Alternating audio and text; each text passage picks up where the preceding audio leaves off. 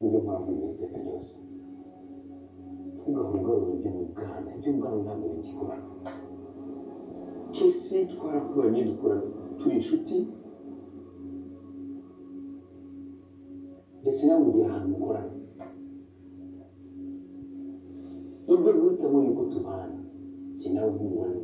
ni amahitamo ye kwibigarura ibintu byitwaza rwose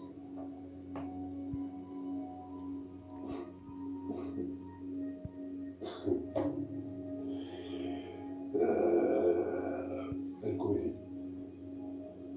kuze muri aka kanya ntabwo nzi ikintu cyakuzanye aha ngaha kabisa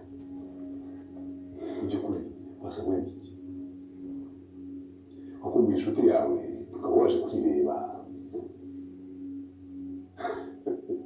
ubuze ubwira ibyawe uza kunyeganizaho